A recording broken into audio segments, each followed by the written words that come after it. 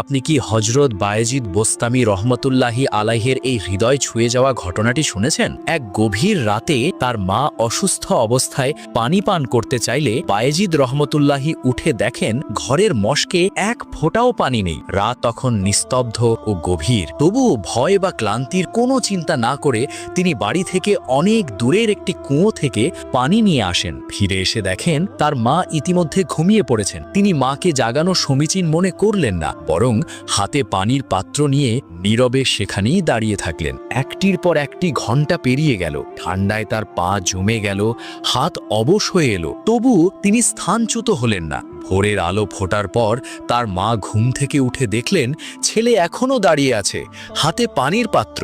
বিস্মিত হয়ে মা জিজ্ঞেস করলেন, বাবা তুমি এখনো এখানে কেন? তিনি কোমল কণ্ঠে উত্তর দিলেন, আম্মা আপনি পানি চেয়েছিলেন, ঘরের মশকে পানি ছিল না, বাইরে কূপ থেকে পানি এনে